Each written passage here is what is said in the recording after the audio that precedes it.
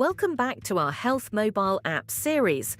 LucidQuest analysed 14 therapy areas in the second half of 2025 and provided rankings of top apps by downloads and by our proprietary LQ score. For full rankings and insights, download the complete report. Let's explore the highlights.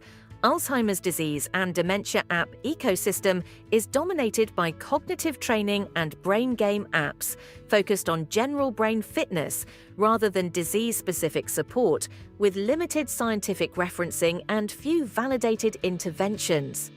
Arthritis apps primarily focus on pain tracking, symptom diaries, and daily self-management, using medical language but offering mostly high-level evidence and limited clinical integration. Cardiovascular disease apps form one of the largest and most crowded ecosystems, centered on heart rate, blood pressure, ECG, and wearable monitoring, yet largely remain tracking tools rather than decision support solutions. Crohn's disease, IBD, and ulcerative colitis apps operate in a small, medically framed ecosystem emphasizing symptom, diet, and medication tracking to support self-management rather than ongoing clinical oversight. Diabetes apps reflect a relatively mature therapy area built around glucose monitoring, insulin tracking, and lifestyle management, with strong daily integration but limited automated treatment adjustment. Hemophilia apps exist in a highly specialized ecosystem focused on infusion and bleed tracking, with strong credibility but minimal innovation beyond logging. Kidney health and nephrology apps focus on lab values, dialysis scheduling, diet and medication tracking, yet offer limited disease stage personalization and clinical workflow integration.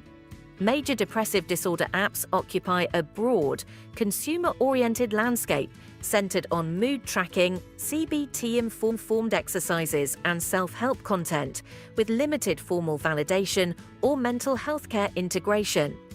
Migraine apps are condition-specific tools focused on attack logging, trigger identification, and medication use, showing relatively strong credibility but remaining largely tracking-based. Multiple sclerosis apps form a small, specialized ecosystem addressing symptom, fatigue, and relapse tracking, though most remain patient-led with limited clinician-facing functionality. Oncology apps across multiple indications span education, symptom support, treatment organization, and survivorship, but largely function as supportive tools rather than integrated care components.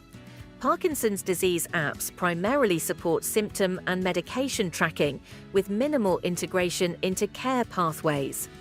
Psoriasis apps are mainly used for flare tracking, photo documentation, and treatment adherence, while validated outcomes and treatment optimization features remain rare.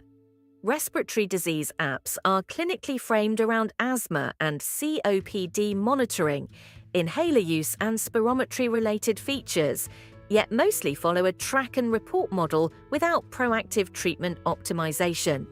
Across therapy areas, the app's ecosystem is mature in tracking but underdeveloped in clinical integration, validation, and outcome-driven intervention. To access complete rankings, validation data, and strategic insights, download the full LucidQuest report. Contact us at info@lqventures.com for expert insights, and don't forget to like, share, and subscribe for more updates